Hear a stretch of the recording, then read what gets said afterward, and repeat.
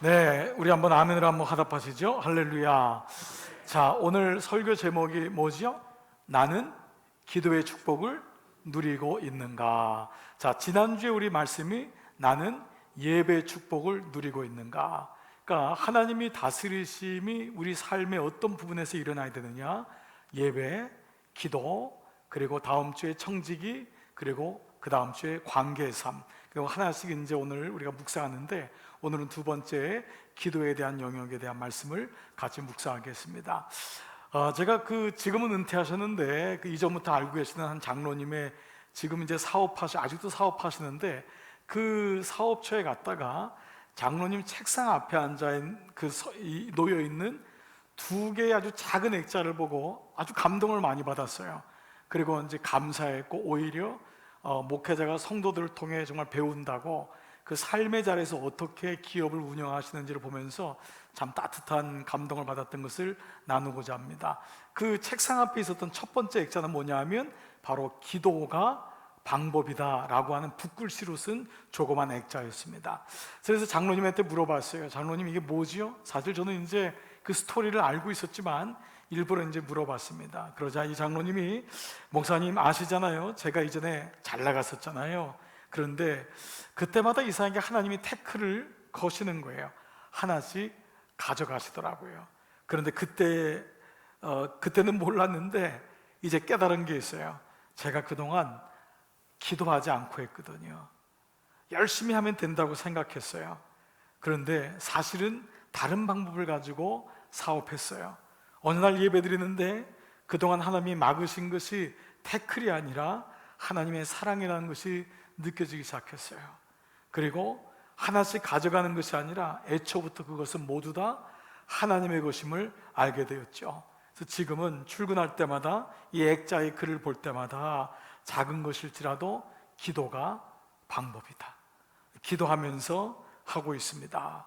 참 여러분, 이게 뭐 흔히 얘기할 수 있는 것 같지만 이게 쉽지 않거든요. 사실 여러분 다 비즈니스 해보시면 알겠지만 이게 기도하면서 간다는 것이 얼마나 이게 사실은 어려운 일입니까? 근데 그분이 그 모든 과정 속에서 이제는 기도가 방법이다, 기도가 답이라는 것을 알았던 거예요. 잘 되는 것 같은데 기도 없으니까 안 되더라는 거예요.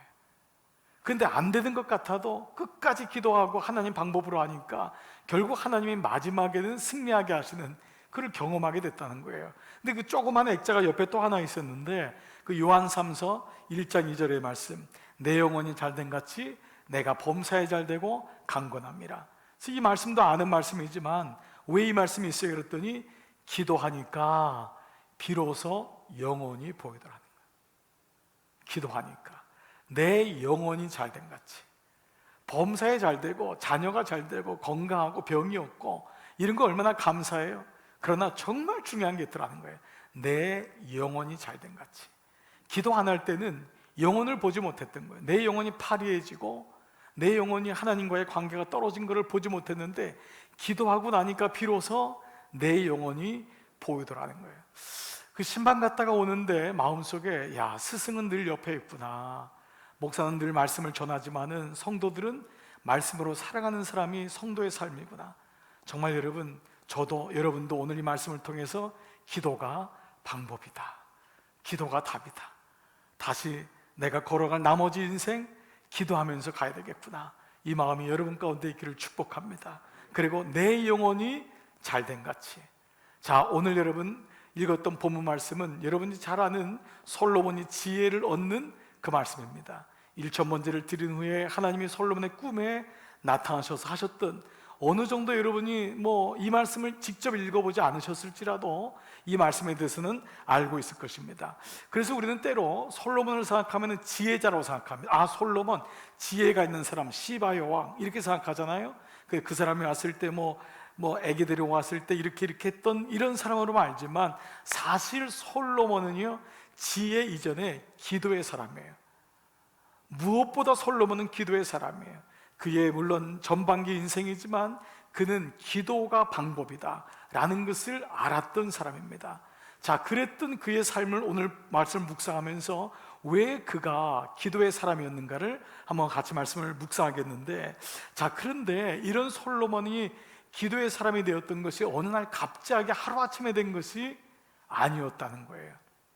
자고 일어나니까 된 게 아니라, 어느 날 새벽 기도 한번 하니까 된 것이 아니라, 사실 그의 삶에는 그 솔로몬이 기도의 사람이 될 수밖에 없었던 이유가 있었어요.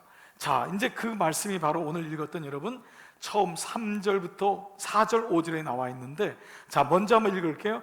두 가지 포인트를 가지고 한번 읽어보겠습니다. 자, 4절 5절 같이 시작. 이에 왕이 제사하러 기브온으로 가니 거기는 산당이 큼이라. 솔로몬이 1000번제를 드렸더니 기브온에서 밤에 여호와께서 솔로몬의 꿈에 나타나시니라. 하나님이 이르시되 내가 내게 무엇을 줄고 너는 구하라. 자, 여러분, 여기 첫 번째 나오는 것이 뭐냐면 제사로 기브온에 가니, 이 제사라고 하는 것도 1000번제라는 것은 다 번제, 지금으로 하면 예배죠. 그렇죠? 그러니까 그가 제사 드리러 갔다는 것은 오늘 말씀드리는 포인트가 기도란 말이에요. 근데 솔로몬이 기도의 사람인데 그의 행적 중에 나와 있는 것이 1000번제와 제사 지내러 갔다고 하는 기도와 제사가 연결되어 있음을 알 수 있어요. 그러니까 기도가 어느 날 그냥 독백으로 이루어지는 것이 아니라 기도는 필연적으로 예배와 연결되어 있다. 그래서 우리가 어떻게 알 수 있냐면 예배 없는 기도는 없다. 예배 없는 기도는 없다. 바로 이 말씀이 첫 번째 PPT가 떠지는 거예요. 예배 없는 기도가 없다. 이게 왜 그럴까요? 자, 우리는 얼마든지 기도할 수 있잖아요. 독백할 수 있잖아요. 그리고 얼마든지 마음에 허전하면은 어떤 사람은 그야말로 운명에게, 어떤 사람은 자기 자신에게 간절하니까 스님도 물에 빠지면 하나님 찾는다고 이런 투로 우리가 예수를 오래 믿고 교회를 알고 있지만 어느 날 기도하는데 왜 기도가 예배하고 연결되느냐? 예배는 뭐냐면, 예배라는 것은 뭐죠? Knowing God, 하나님을 아는 거잖아요. 그러니까 예배의 대상이 누구죠? 내가 아니라 하나님이거든요. 그래서 그 예배 드리는 자는 뭐죠? 두 가지 조건, 영과 진리로. 그렇죠? 그러니까 이 두 가지가 있어야지만 예배라는 거예요. 아무리 내가 30년 동안 몸에 와 있어도 하나님의 영을 모르면 예배가 아니에요. 내 지식과 세상의 정보를 가지고 TMI를 많이 하는 사람이 예배를 드릴 수 없는 거예요. 그러니까 예배를 드리면 TMI, Too Much Information 가진 사람이 Simplicity, 단순하게 바뀌어요. 이게 참 하나님의 은혜거든요. 그러니까 보면은 하나님의 영과 진리에 접속되는 게 예배라면은 거기서 나와야지 기도가 하나님의 영으로 기도한다는, 내 답답함으로 기도하는 것이 아니라 하나님의 영으로 기도하고 하나님의 영이 와야지 그분이 말할 수 없는 탄식으로 우리에게 기도를 하듯이 우리가 기도가 된다라는 것이 역설적으로 있는 거예요. 자, 여러분 이해되시죠? 자, 그래서 필연적으로 기도는 예배와 연결이 되어 있어요. 언제 기도가 터지냐? 물론 방에서도 길거리에서도 기도가 터질 때가 있어요. 그렇지만 그 근본은 어디냐면 예배예요. 기도에는 내 녹두리가 아니고 내 소원이 아니고 하나님의 영이 임재해야지만이 기도가 되기 때문에, 그리고 그 기도는 하나님 말씀으로 가야 돼요. 처음에는 내 기도의 간구와 내 소원이 이루어지지만 기도의 대부분의 능력 있는 기도가 되려면은 말씀이 연결되는, 그래서 예배와 기도는 단짝이에요. 예배 없는 기도가 없고 기도 없는 예배가 없어요. 언제 기도를 배울까요? 바로 이 시간이에요. 예배할 때 여러분 마음속에 성령께서 기도하고 싶은 마음을 주시고, 기도해야 되겠구나라고 하는 마음을 주시는 거예요. 그래서 예배를 통해서 우리는 기도를 배우게 된다는 거예요. 솔로몬이 제사를 드린다, 1000번제, 모든 것이 예배와 연결되어 있음이에요. 자, 두 번째, 또 하나는 1000번제라고 하는 단어예요. 이 말은 그 말대로 1000번을 드리는 거예요. 자, 여러분 1000번을 예배를 드린다고 생각해 보세요. 그러면 그가 번제를 드리기 때문에 그 어느 예배도 소홀히 할 수가 없는 거예요. 그가 새벽 기도를 드리든지 가정 예배를 드리든지 그 예배가 너무도 귀한 거예요. 예배의 정성을 드리는 거예요. 이것이 솔로몬에게 있었던 삶에서 보여지는 모습인 것을 알게 돼요. 아무리 왕이라 해도 1000번을 예배 드리는 것은 어려워요. 우리 교우 중에도 1000번제를 드리는 분이 몇 분 계세요.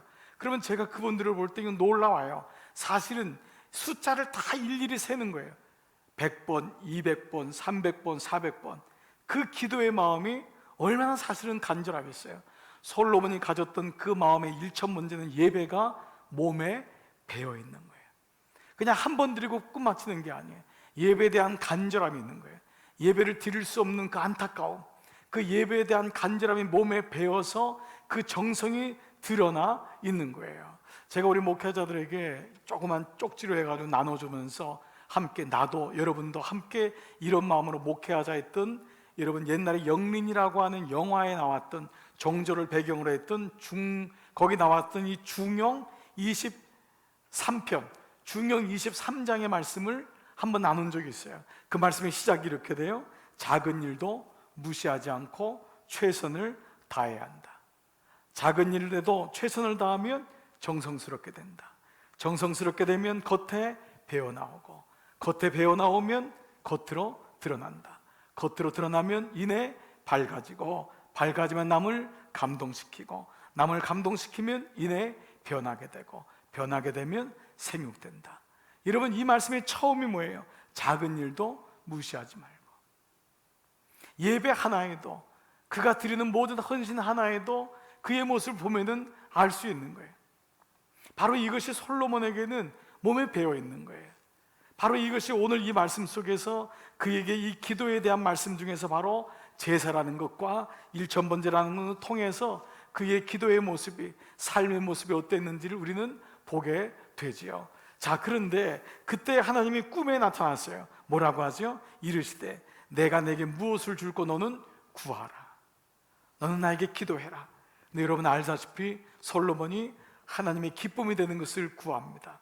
이 꿈도 일종의 뭐죠? 소통이죠. 그래서 성경에 나오는 꿈은 일방적인 게 아니에요. 하나님이 계시를 꿈을 통해 보여주시고, 그래서 이방 왕들에게도 꿈을 보여주시고, 그 꿈을 다니엘이나 요셉이 그 꿈을 해석함으로 하나님의 뜻이 무엇인지를 알게 하는 영역에서도 꿈이 이루어지듯이 솔로몬은 꿈을 통해서 하나님을 만나고, 하나님은 꿈에서 그에게 기도를 받으시는 장면이 오늘 나옵니다. 자, 그런 가운데 이 솔로몬의 기도는 단지 기도로, 강구로 끝나지 않는 것을 보게 됩니다. 바로 그의 삶과 연결되어 있는 것을 보게 돼요. 또 하나 우리가 이 기도에 대한 영역은, 우리가 급하고 위기가 있고 너무 중요할 때 우리는 당연히 강구하지만, 그 기도의 모든 강구가 삶과 연결되어 있는 기도야말로 하나님이 원하시는 기도라는 것을 오늘 말씀을 통해 알게 돼요. 자, 열왕기상 3장 2절 3절, 오늘 본문 바로 전에 어떤 말씀이 있냐면, 그때까지 여호와의 이름을 위하여 성전을 아직 건축하지 아니하였으므로 백성들이 산당에서 제사하며 솔로몬이 여호와를 사랑하고 그의 아버지 다윗의 법도를 행하였으나, 이제 산당이 없으니까 건축을 하게 되었다라고 하는 이 말씀인데, 거기 배경이 뭐냐 하면 그가 여호와를 사랑하고 또 뭐지요? 아버지 다윗이 걸었던 길을 행하였더라. 그가 어떤 기도를 드렸냐 전에 그가 어떤 모습으로 하나님 앞에 살았냐라는 것이 나와 있는 거예요. 자, 그가 어떤 기도를 드렸냐 이전에 솔로몬에게 깔려 있는 것이 그가 어떤 삶을 살아있냐가 나와 있다는 거예요. 자, 이것이 하나님과 다른 신, 우상과의 차이입니다. 여러분이 무당한테 가서 자, 내가 어떻게 하면 성공할까요? 라고 물을 때 무당이 여러분의 삶에 대해서는 묻지 않습니다. 어떻게 사셨냐고 묻지 않아요. 여러분이 우상한테 가서 절을 하고 빌면서, 나무한테 빌면서 소원을 아뢰을 때 그 나무가 혹은 산신령이 여러분에게 어떤 삶을 살았냐고 묻지를 않아요. 근데 하나님은 우리에게 기도를 들으시면서 더불어서 우리의 간절한 기도에 응답하시지만, 그 응답과 더불어서 주시는 사인이 뭐냐 하면, 너는 나에게 드리는 기도에 합당한 삶을 드리고 있니? 합당한 삶을 살고 있니를 꼭 물어보세요. 그래서 기도가 어디로 가냐면 꼭 회개를 동반해요. 성경의 기도는 기도의 강구로 끝나지 않아요. 꼭 회개가 동반해요. 그래서 하나님 앞에 내가 이런 삶 살기를 원합니다. 그래서 그 회개는 때로는 하나님 앞에 서약으로 가기도 해요. 하나님, 나에게 한 번만 더 기회를 주시면 내가 이런 삶을 살겠습니다. 근데 그 서약을 귀하게 여기는 사람은 그때 끊을 수 있는 믿음이 생겨요. 왜요? 하나님과의 관계에서 만들어지기 때문에. 즉, 삶에 대한 부분은 하나님과의 서약으로, 서약에 대한 부분은 하나님과의 약속을 통해서 새로운 삶을 향해서 가는 원동력이 된다는 거예요. 자, 이 솔로몬이 열왕기서 3장 10절 보니까 기도를 했는데 하나님이 뭐라고 했냐? 솔로몬이 이것을 구하매 그 말씀이 다 같이요, 주의 마음에 든지라. 여러분 이 생각해 보세요. 여러분이 어떤 기도를 드렸어요? 그런데 그 기도를 하나님이, 이 든지가 뭐냐면 흡족하였더라, 보기에 좋았더라. 하나님은 우리 기도를 듣는데 너무 기분이 좋은 거예요. 도대체 어떤 기도를 드렸길래? 여러분 그 기도 내용이 11절 12절이죠 이에 하나님이 그에게 이르시되 내가 이것을 구하도다. 근데 뭐라고 기도했냐면 자기를 위하여 장수하기를 구하지 아니하며 부도 구하지 아니하며. 장수와 부는 뭐죠? 우리가 일반적인 삶의 니드, 필요 아니에요? 이것을 먼저 구하지 아니하고 자기 원수의 생명을 멸하기도 구하지 아니하고, 하나님 저놈이 나를 괴롭히는데 저 손 좀 봐주세요. 우리가 이런 기도 드릴 수 있잖아요. 근데 그거 아니하고 오직 송사를 듣고 분별하는 지혜예요. 그냥 지혜가 아니에요. 그래서 솔로몬에게 지혜를 줬다고 할 때 그 지혜는 공부의 지혜가 아니에요. 이 지혜는 뭐냐면 분별하는 지혜예요. 누가 하나님이고 누가 하나님이 아닌지, 어떻게 사는 것이 하나님의 뜻인지, 어떤 것이 거룩하게 사는 것인지, 이 욕망의 땅 속에서 어떻게 하면 하나님의 뜻을 분별하며 살아갈 것인지, 분별하는 지혜를 달라고 구하였으니 내가 내 말대로 하여. 이 뭐죠? 그 기도를 하나님이 기뻐하셨다는 거예요. 즉 기도에는 뭐가 필요하냐면 하나님 이것을 달라고 구하는 그 기도보다도 하나님 그가 예배자 되기를 원합니다. 그가 하나님 앞에 분별하기를 원합니다. 우리는 문제를 가지고, 우리 자녀의 문제, 손주의 문제를 가지고 하는 기도가 아니라 그의 인생을 향한 기도인데, 그의 인생 속에 어떤 지혜가 있냐면 분별하는 지혜가 임하기를. 여기에 부와 귀가 다 있다는 거예요. 하나님 뭐라 했냐면 너가 부도 구하지 않고 장수도 구하지 않았지만 내가 다 주겠다 그랬어요. 분별하는 지혜가 생기니까 이 모든 것을 다 주겠다. 그래서 그 뒤에는 너 같은 자가 내 앞에도 없거니와 내 뒤에도 너 같은 자가 일어남이 없도다 말씀하셨다는 거예요. 자, 솔로몬이 이 기도는 뭐냐 하면 솔로몬이 그냥 기도의 제목만을 드린 것이 아니라 솔로몬의 삶을 드린 거예요. 솔로몬의 어떤 문제를 가지고 반응했던 것이 아니라 자기의 삶에 가장 필요한 것이 무엇인가, 하나님이 가장 기뻐하는 것이 무엇인가, 바로 관계에 대한 얘기를 했다는 거예요. 그래서 하나님이 우리로 하여금 기도를 할 때 필요에 근거하는 기도는 너무도 우리에게 절실하지만 우리에게 그 필요를 통한 기도라도 하게 하셔서 원하시는 게 뭐냐 하면 바로 이거예요. 하나님의 뜻에 합당하게 되는 것을 목표로 한다는 거예요. 자, 기도는 우리가 어떤 문제를 가지고 오지만 그 문제를 통해서 결국은 하나님의 뜻이 무엇인지를 알게 하는 거예요. 자, 자녀를 문제를 가지고 왔어요. 그런데 문제보다 크신 하나님을 경험하기도 하고, 자녀의 문제를 가지고 왔는데 오히려 회개가 터지기도 하고, 내 기업 문제를 가지고 왔는데 하나님 나라에 대한 목마름이 생기기도 하고, 그래서 우리의 기도의 영역을 하나님이 성장시켜요. 확대시키는 거예요. 그래서 문제 속에서 기도하게 될 때 우리가 어떤 문제에 붙잡히는 기도가 아니라 하나님의 뜻에 합당하게 되는 것을 목표로 하시기 때문에 하나님이 우리로 하여금 기도하게 하신다라는 것이 오히려 기도한다라는 말보다 이게 맞다는 거예요. 여러분, 내가 기도하는 것 같잖아요. 근데 아니에요. 기도를 하다 보면은 하나님이 기도를 시킨다는 것을 경험하게 돼요. 내가 기도하는 건 안 돼요. 몇 분만 기도해도 지쳐요. 근데 그때 어떻게 하죠? 하나님이 내 안에 그 마음을 줘요. 자녀 때문에 문제가 있으면 모든 사람이 기도할 것 같지요? 그렇지 않습니다. 그 마음에 자녀를 불쌍히 여기는 마음을 하나님이 주실 때 하나님의 영이 와야지만이 기도하게 돼요.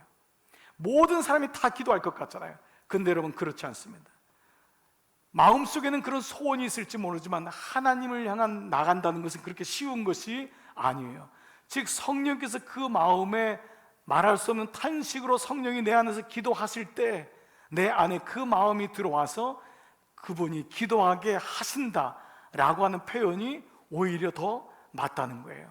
오늘 이 아침에도 여러분이 기도하시는 것 같지만 성령께서 여러분에게 기도하게 하시는 줄 믿습니다.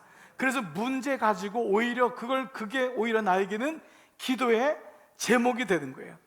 문제가 없으면 우리가 기도를 할 것 같지만 안 하거든요. 그래서 오히려 문제를 통해서 하나님 앞에 나가게 되는 일이 일어난다는 거죠. 자, 그러면 우리는 이런 질문을 할 수 있어요. 목사님, 그러면 그렇게 하나님이 우리를 다 아시는 분인데 우리가 굳이 기도할 필요가 있을까요?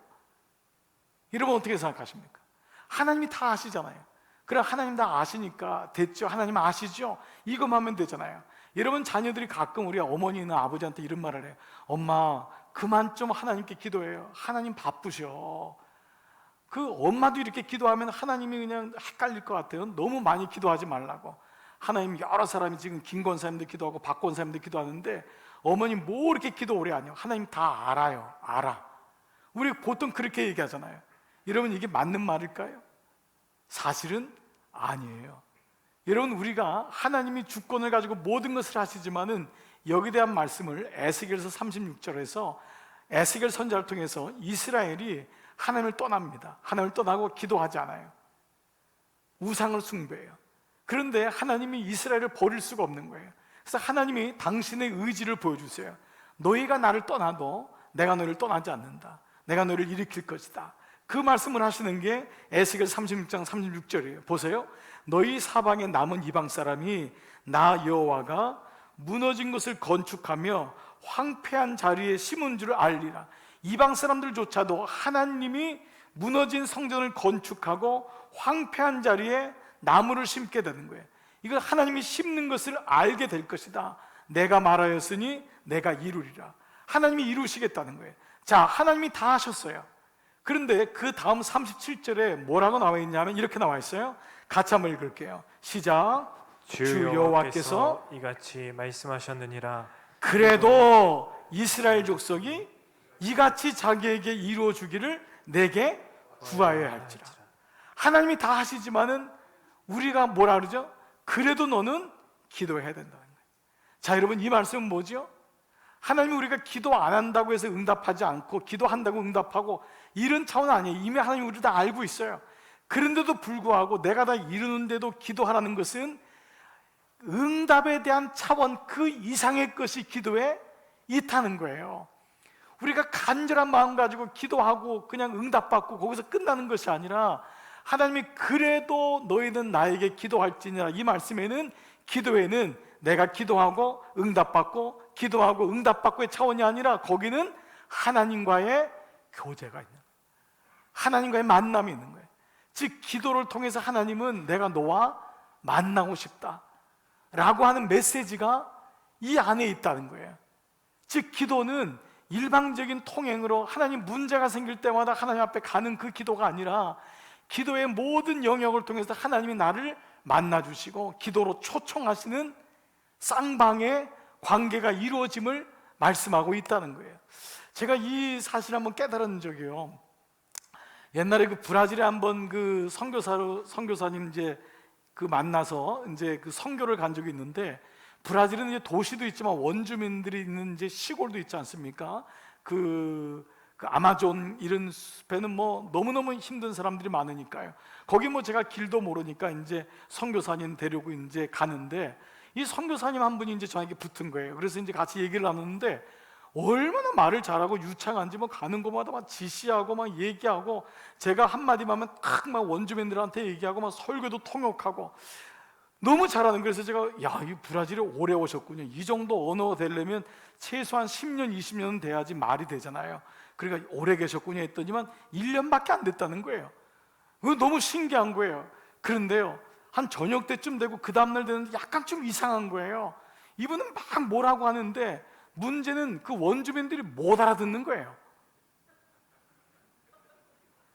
이분이 막 소리를 지르고 막 하니까 그냥 따라만 가실 뿐이 무슨 얘기인지 모르는 거예요. 이분이 너무 충만해가지고 자기 얘기만 하는 거예요. 자기. 그리고 원주민들은 워낙 착하니까 따라간 거예요. 근데 제가 정말 깜빡 속을 뻔한 거예요. 나중에 설교한 것도 들어보니까 자기가 알아서 다 한 거예요. 그냥. 그리고 무슨 말인지도 못 알아듣는 거예요. 여러분, 제가 그때 혹 이럴 수 있겠다. 우리가 많은 시간 기도하는데 저 어머니는 기도의 어머니인데 하나님은 내가 잘 모르겠다. 이룰 수 있다는 거예요. 기도가 일방적이 될 수 있겠구나. 예배가 노인가드, 하나님을 아는 것이고 기도가 하나님을 아는 것인데 우리가 하나님과 그런 관계인가? 라고 하는 부분인 거예요. 즉 기도는 어떤 무엇보다도 우리의 관계가 무엇보다 중요하다는 거예요. 그래서 기도가 끊어졌다는 것은 하나님과의 관계가 끊어졌다는 거예요. 그러니까 여러분들이 한 주간 살면서 기도가 있다는 것은 그저 성전에서 1시간 기도했다는 것 그 이상의 의미를 가지고 있는 거예요. 여러분이 삶에서 하나님과의 관계를 느끼는 사람은 기도가 있는 사람이에요. 하나님이 여러분의 삶에 기억이 나고 매 순간 그분이 기억이 나고 그분의 만져주심, 그분의 태클 걸어주심, 그분이 나의 삶에 간섭해 주심, 이러면 안 되겠구나, 내가 좀 더 하나님 마음을 알아야 되겠구나, 이런 마음이 온다면은 여러분 이미 그 사람에게는 관계가 이루어지고 있는 것인데 때로 우리는 종교인이 될 때가 많다는 거예요. 종교적으로 하나님 앞에 기도하고 관계는 사라질 때가 많다는 거예요. 그래서 관계가 기도고 기도가 관계로 이어지는 것을 말씀하고 있다는 거예요. 자, 이게 왜 중요하냐면 그렇게 기도의 사람이었던 솔로몬이 무너지기 시작합니다. 언제 무너지냐면 하나님과의 관계가 끊어지면서 무너져. 그러면서 기도가 사라져요. 어찌 보면요, 기도가 사라지는 게 먼저가 아니라 관계가 사라지는 게 먼저일 수 있어요. 솔로몬의 삶에 하나님이 들어오는 걸 막아요. 하나님, 더 이상 들어오지 마세요. 내가 내 삶 살겠습니다. 그리고 그의 삶의 후반기는 기도라는 말이 한 번도 안 나와요. 열왕기상 3장부터 9장까지는 솔로몬의 전성기예요. 거긴 기도라는 말이 계속 나와요. 그가 구하오니, 하나님께서 너 내게 구하라. 그가 하나님께 간절히 구하오니, 하나님 다 이런 말이에요. 근데 11장이 뭐냐 하면은 그가 타락하는 사건이 나오는데 바로 11장 여러분 9절에 보면은 이런 말이 나와요. 솔로몬이 마음을 돌려 이스라엘 하나님 여호와를 떠남으로. 이 단어가 솔로몬의 마지막 이 패망의 이 사인을 주는 말씀이에요. 솔로몬이 마음을 돌려 여호와 하나님을 떠남으로. 마음을 돌려. 하나님이 한 번도 솔로몬을 떠난 적이 없어요. 그런데 무슨 문제인지 몰라요. 뭐가 섭섭한 일이 왔는지, 뭐에게 걸렸는지, 뭐가 뒤집어졌는지, 지금 흔한 말로 무슨 사건을 만났는지 그 순간 마음을 돌려서 여호와 앞을 떠나게 되면서부터 솔로몬은 기도하지 않아요. 솔로몬의 관계, 하나님과의 관계가 깨지기 시작한 거예요. 근데 여호와께서 그에게 진노하시니라. 여러분, 여기 진노의 원형은 뭐냐면 마음이 찢어지느니라. 하나님을 때렸다가 아니에요. 하나님 그의 마음이 찢어진 거예요. 왜요? 그동안 하나님과 만났거든요. 꿈에서라도 하나님을 그렇게 사모했거든요. 꿈에서 나타났다는 건 뭐예요? 그만큼 솔로몬이 하나님을 사모한 거 아니에요. 근데 그랬던 솔로몬이 어느 날 하나님에게 고개를 돌리더니 떠나간 거예요. 하나님 마음이 찢어졌어요. 그 다음 보세요. 여호와께서 일찍이 2번이나 그에게 나타나시고 뭐예요? 하나님이 직접 현현하시거나 어떠한 위대한 위중한 사건을 통해서 내니 나다라고 하는 걸 보여주신 거예요. 건강에 적신호를 줄 수도 있고요, 교통사고를 줄 수도 있고요, 어떤 자녀의 문제를 통해서 하나님이 나라고 하는 것을 보여주셨어요. 그런데도 불구하고 솔로몬은 하나님께로 돌아갔잖아요. 그래서 이 일에 대하여 명령하사 다른 신을 따르지 말라 하셨으나 그가 여호와의 명령을 지키지 않았으므로. 이것이 솔로몬의 패망에 대한 첫 번째 말씀인 거예요. 그러므로 우리의 삶의 위기는 뭐냐? 관계예요. 관계. 하나님과의 관계가 서먹서먹해지고 하나님이 느껴지지 않을 때.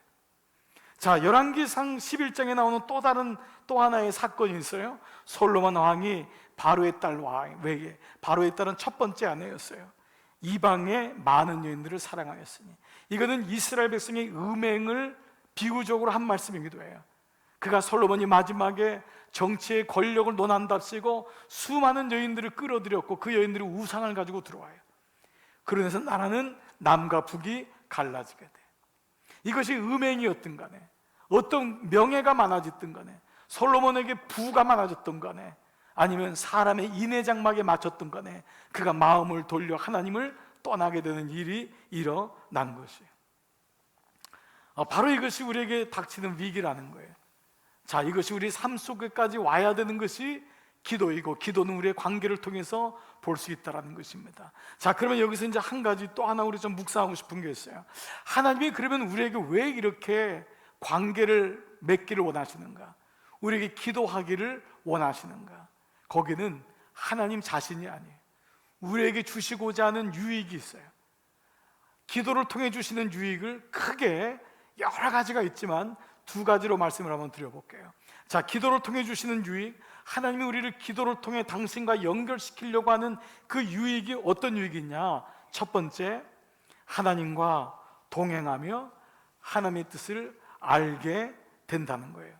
자, 기도할 때 비로소 하나님과 동행하게 되고 비로소 하나님의 뜻이 무엇인지를 알게 되는 거예요. 자, 기도는 다시요, 우리가 궁급하고 어려울 때 당연히 기도해야 돼요. 환난 때에 기도해야 돼요. 그러나 기도는 거기서 멈춰주지 않는 것임을 얘기하면서 기도할 때 비로소 우리가 하나님과 동행하게 되고 기도할 때 비로소 우리가 하나님의 뜻을 알게 된다는 거예요. 자, 아모스 3장 3절에 보면은 아모스 선지자가 이스라엘과 하나님을 떠난 것을 어떻게 비유했냐면 이렇게 비유했어요. 아모스 3장 3절, 두 사람이 뜻이 같지 않은데 어찌 동행하겠으며. 이 두 사람은 하나님하고 이스라엘이에요.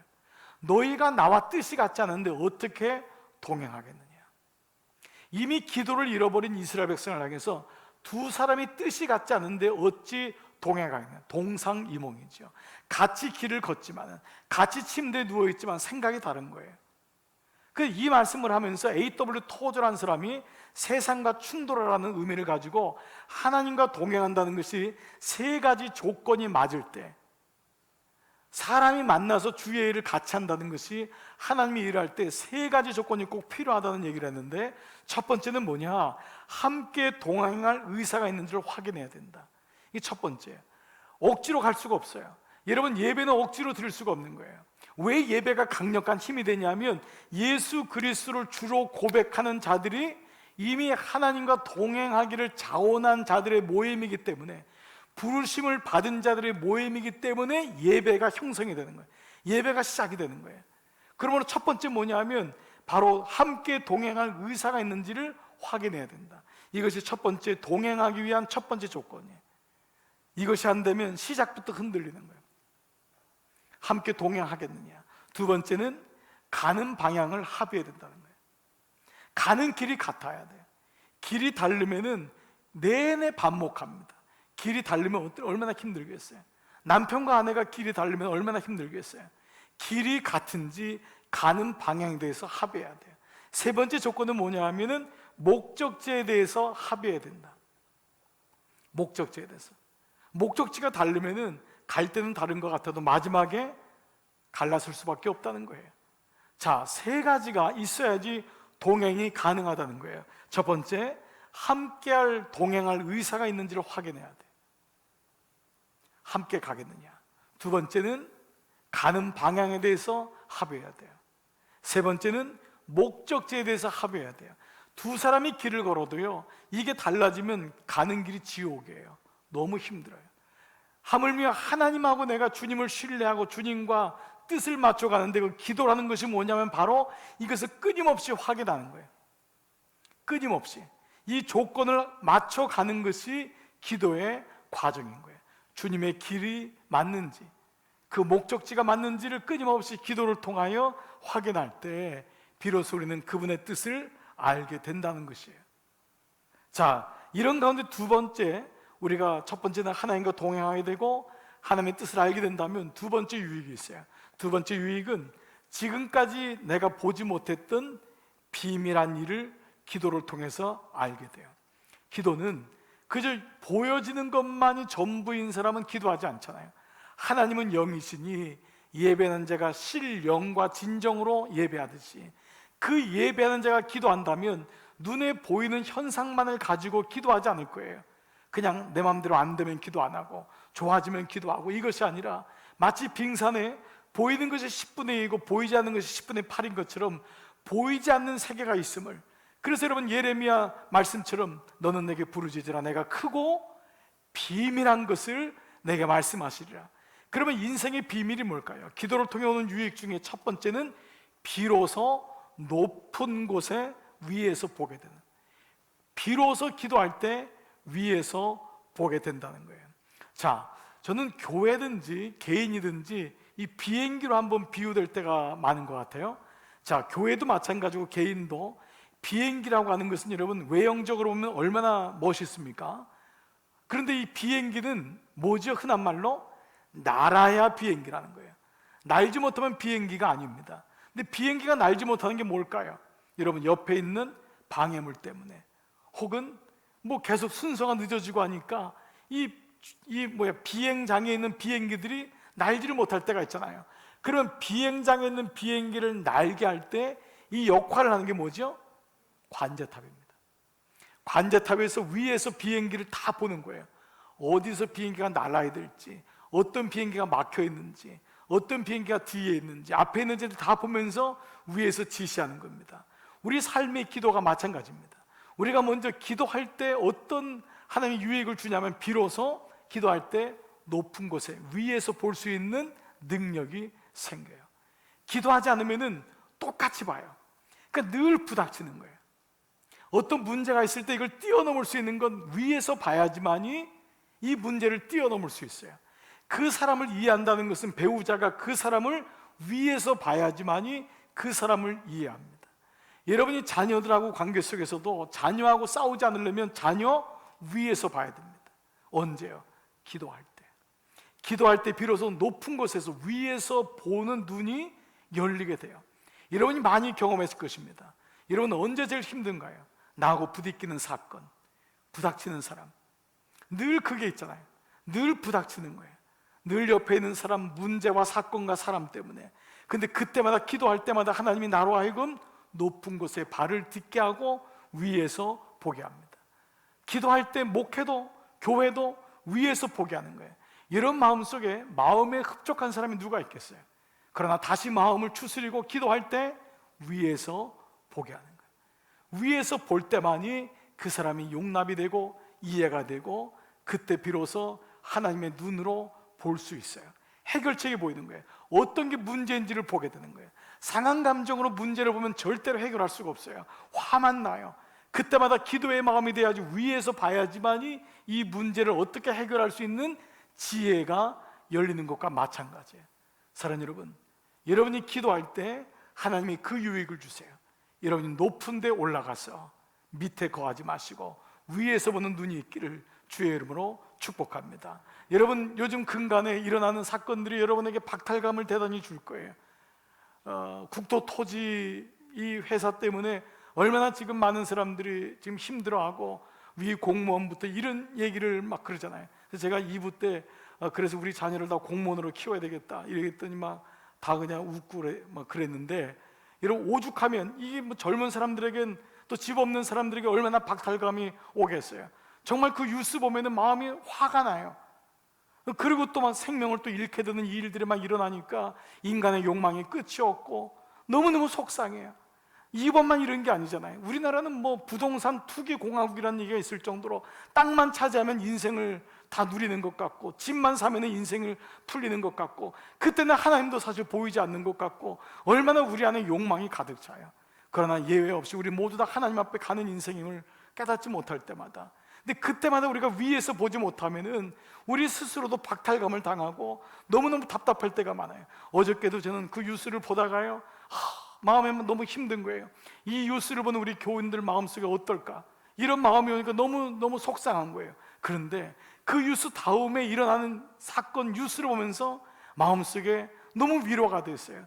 그런 사건이 있고 어른들은 다 그렇게 하는데, 그 다음 사건이 뭐냐 하면 그 급식, 그 결식, 그 뭐죠? 급식 장애? 뭐라 그러죠? 그 아이들, 결식 아동 밥 한 끼 주는 거, 결식 아동들에게 그 카드를 나눠주는데, 이 아이들이 카드를 가지고 일반 식당에 가면 식당에서 이게 돈이 안 되니까 뭐 환전해야 되고 하니까 안 받는다는 거예요. 결식 아동을 위해서 엄마 아빠가 없어가지고 밥을 못 먹는 애들이 그렇게 많은데, 그 아이들이 가서 밥을 먹고 싶은데 일반 식당에서 그게 안 통하는 거예요. 그래서 아이들이 갔다가 그냥 돌아오니까 몇 회사들이, 젊은 사장들이에요. 30, 40대 사장들이 선한 영향력이라고 하는 이름을 가지고 그 아이들 언제든지 오면 내가 비록 지금 코로나 때문에 손님이 안 와도 너희들에게 줄 수는 있어. 그래서 그 아이들에게 무조건 오라고, 우리 주겠다고. 그런 분들이 일어나는 운동이 일어난 거예요. 근데 그 몇 분들이 일어났는데 불과 하루 만에 300개가 넘는 선한 영향력 사장들이 그 아이들 결식 아동들을 오라고, 어르신들 중에 홈리스 피플, 집이 없는 분들 오시라고, 누구든지 오면 따뜻한 밥 해줄 수 있다고. 그 다음에 기사가 일어나는 걸 보면서 야, 이 어려운 때도 젊은 사람들이 위에서 보는 사람이 있구나, 얼마나 대견하고, 다 여기 붙잡혀가지고 욕망에 붙잡혀 있는데 그런 사람들이 코로나 가운데 그 어려운데 자기 것을 열어서 그 가난한 사람 오면은 한 끼 정도 제가 줄 수 있습니다, 2끼 줄 수 있습니다, 오세요 라고 하는 사람이 있는 걸 볼 때 우리의 삶이 기도할 때만이 밑에서 좌절감, 박탈감, 세상에 오는 다 그런 거지 뭐, 그것이 아니라 위에서 볼 수 있는 그 마음, 따뜻한 마음, 위로의 마음, 하나님 마음이 우리에게 줄 수 있는 것입니다. 사랑하는 여러분, 저는 여러분의 마음이 위로 올라가기를 주의 이름으로 축복합니다. 그런 가운데 또 하나의 그 비밀은요, 비로소 우리의 눈이 영적인 것을 볼 수 있는 눈, 비로소 영의 눈이 떠진다는 거예요. 기도할 때 비로소 보이는 것만이 전부가 아닌 영의 눈이 열린다. 제가 이 말씀을 준비하다가요, 그 폴 레이더라고 하는 그 옛날에 그 라디오 그 방송하는 설교자 미국 분이 있었는데, 그분 뉴스를 듣다가 너무 감동을 받은 장면, 그 일화가 하나 있어요. 이분이 이제 이런 예화를 하더라고요. 어떤 사람이 길을 가는데 어떤 소년이 길가에 담장에 얼굴을 대고 서 있는 것을 보게 되었다. 그 아이는 때때로 웃기도 하고 때로 펄쩍펄쩍 뛰면서 소리를 지르기도 했다. 그 사람 생각에 도대체 무슨 일인가? 뭐 때문에 저렇게 난리야? 쟤 혹시 머리가 어떻게 된 거 아니야? 미친 아이가 아니야? 라는 생각마저 들었다. 그런데 알고 보니 그 애는 담장 너머에서 벌어지고 있는 야구 경기를 담장의 구멍을 통해 보고 있었던 것이었다. 그 애는 자기가 응원하는 팀이 안타를 칠 때마다 웃었고 펄쩍펄쩍 뛰면서 이겼을 때 승리를 만끽하였던 것이다. 행인의 눈은 보이지 않는 것을 보았던 그 애는 보이지 않았던 것을 그 애는 보고 있었던 것이다. 그 아이는 그 구멍을 통해서 또 다른 일들을 보고 있었다는 거예요.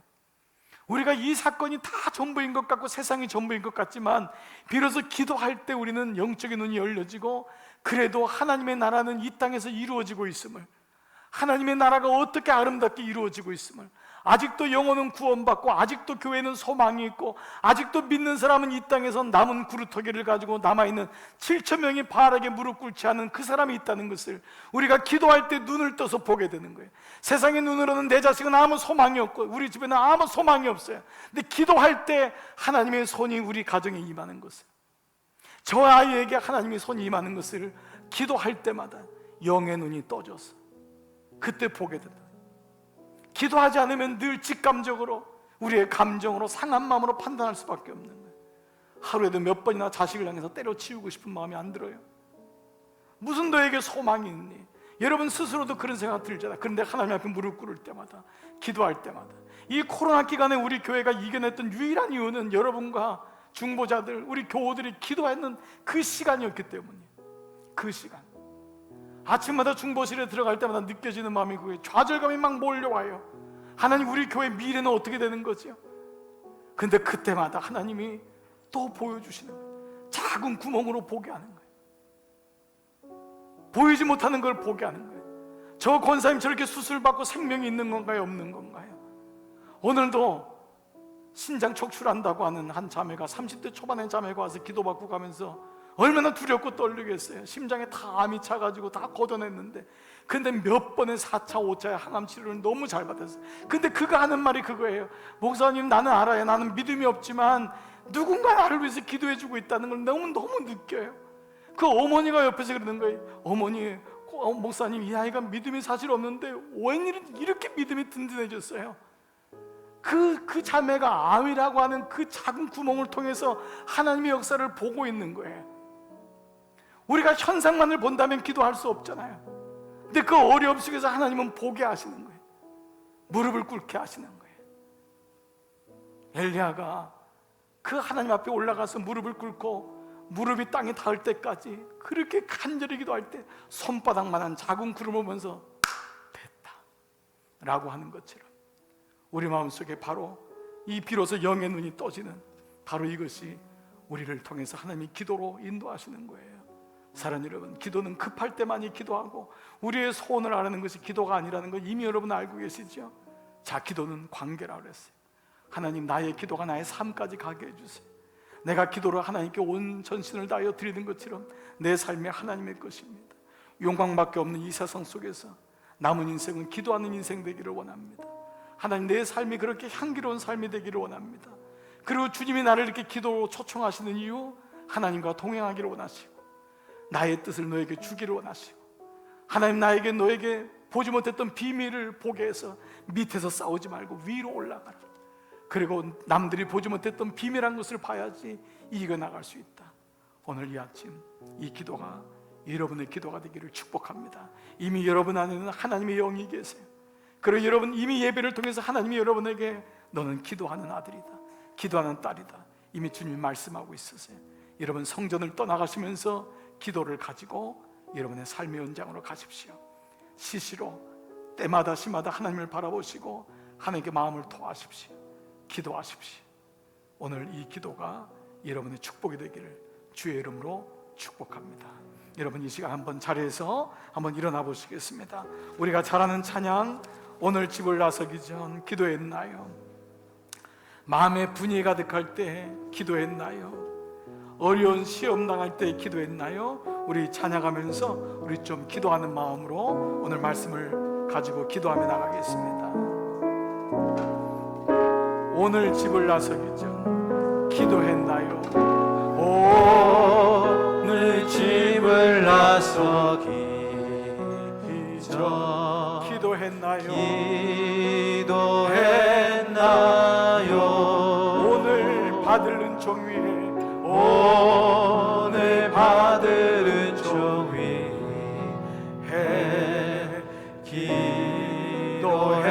기도했나요? 기도는 우리의 안식 빛으로 인도하리.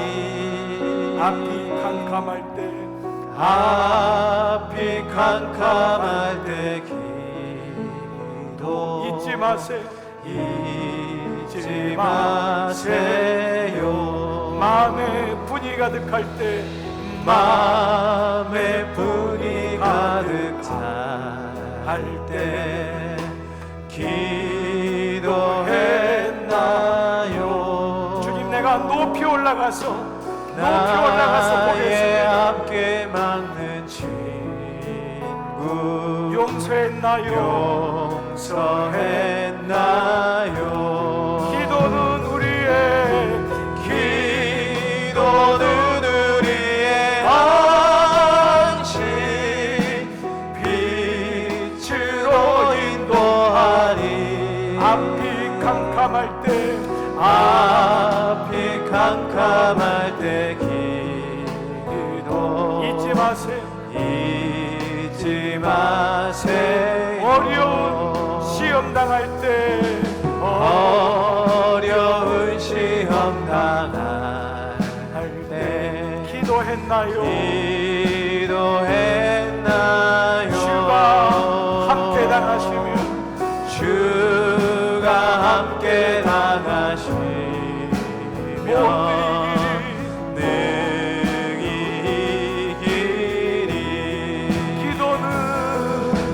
기도는 우리의 안식 빛으로 인도하리. 앞이 캄캄할 때 앞이 캄캄할 때 기도 잊지 마세요. 우리 함께 기도해. 우리 함께 기도해. 주 앞에 나와 무릎 꿇고 그 베푸시는 주 하늘을 향해 우리 한번 겸손히 두 손 들고 두 손 들고 하늘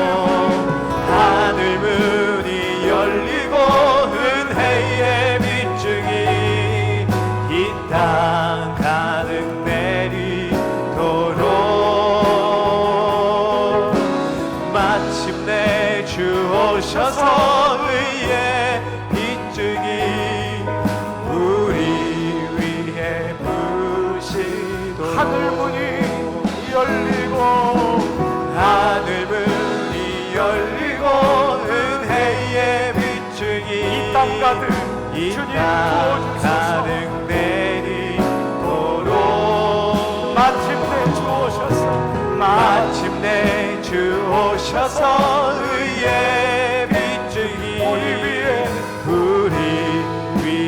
부신 우리 함께 기도하며 나가시겠습니다. 아버지 아버지 감사합니다. 하나님 아버지 우리를 다시 솔로몬의 기도가 기도의 능력에 나의 말씀으로 기도가 깨닫게 되어 하여 주시니 아버지 감사합니다. 아버지 하나님 앞에 무릎 꿇지 더 못했던 가까이 지난 나가. 날을 회개합니다. 아버지 하나님 우리의 앞에 기도가 영과 되어 진리로 나의 예배하지 삶의 기도가 못하고 되어 영과 진리로 무릎 꿇지 원하옵고 못했던 시간들을 회개합니다. 나의 시간들 참 많았지만 하나님을 바라고 하나님을 묵상하고 하나님을 집중하는 일 아버지 하나님 앞에 무릎 꿇지 못했습니다. 삶의 수많은 문제에 얽매이면서도 알면서도 하나님 앞에 기도하지 못했습니다. 하나님이 기도하게 하시는 은혜가 오늘 임하게 하여 주시옵소서. 하나님이 나를 통해 기도하게 하시는 은혜가 나에게 임하게 하여 주시옵소서. 그래요 하나님의 마음을 흡족한 기도로 하나님의 마음을 흡족한 기도로 하나님의 마음을 영원하게 하는 기도로 하나님의 마음을 감동시키는 기도로 이 땅 살아갈 때 기도의 사람 되게 하여 주옵소서. 기도의 사람 되게 하여 주시옵소서. 아버지 기도할 때 나의 영안의 눈이 열리고 기도할 때 내가 보지 못했던 것들을 보게 되고 기도할 때 세상의 모든 문제들이 아버지 하나님 그 문제가 작아지게 하나님의 역사가 일어나게 되는 줄 믿사옵소서. 하나님 아버지 주의 은혜로 충만하게 하여 주시옵소서. 주여 다시 한번 기도의 은혜를 회복하여 주시옵소서. 다시 한번 감당중한 교회의 무릎의 은혜를 허락하여 주시옵소서. 모든 성도들이 무릎 꿇고 하나님 앞에 기도하며 하나님이 오늘 부어주시는 회개의 영을 통하여 하나님 앞에 기도하는 공동체 되게 하여 주옵소서.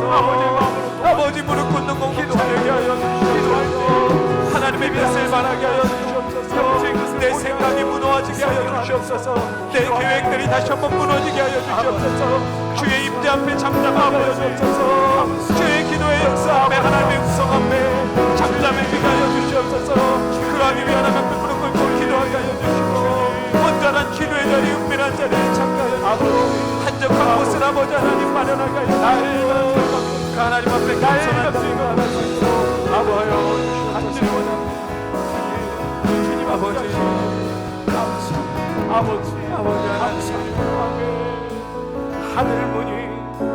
하늘 문이 열리고 하늘 문이 열리고 은혜의 빛중이 이 땅 가득 내리도록 마침내 주 오셔서 의의 빛중이 우리 위에 부시도록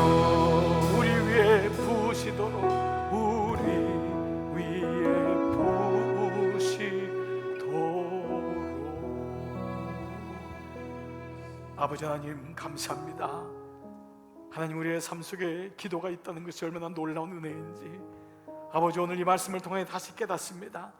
솔로몬의 삶에 기도가 있을 때는 그의 삶이 그렇게 아름다웠지만 하나님과의 관계가 끊어지고 기도가 사라질 때 그의 삶에 얼마나 공고함이 왔는지를 보면서 하나님 오늘 사랑하는 종들을 축복하며 기도합니다. 하나님 우리가 어느 곳에 있든지 기도 놓치지 않게 하시고 하나님과 가까이 교제하며 늘 우리의 삶 속에 주님과 동행하는 삶이 될 수 있도록 주님 축복하여 주시옵소서. 이 시간 가슴과 머리에 손을 얹고 기도할 때에 하나님 당신의 사랑하는 종들을 기도의 사람으로 축복하여 주시옵소서. 하나님과의 깊은 관계가 그래서 하나님 동행하며 하나님의 마음을 더 많이 알고 높은 곳에 올라가 위에서 보게 하시고 영적인 비밀을 아는 놀라운 유익을 경험하는 기도의 사람으로 마음껏 축복하여 주옵소서. 우리의 두 손을 우리의 자녀들에게 듭니다. 하나님 우리 자녀들이 기도의 비밀을 깨닫게 하여 주옵소서. 기도의 딸로 기도의 아들들로 하나님 저들을 세워 주시옵소서. 몸된 교회 위에 기도할 때 우리 몸된 교회가 사랑하는 장로님들로부터 어린 생명까지 모든 영혼들이 기도하는 교회로 기도하는 영혼들로 기도의 은혜 가운데 있을 수 있도록 오늘 종들을 세상에 파송합니다. 주님, 교회에서 멈추지 아니하고 이 은혜가, 이 기도가 나의 삶의 자리까지 늘 주님 앞에 다가가는 우리 종들로 축복하여 주시옵소서. 이제는 성부와 성자와 성령의 은총이 머릿속의 모든 종들 위에 이제로부터 영원토록 함께 하시기를 간절히 축원하옵나이다. 아멘.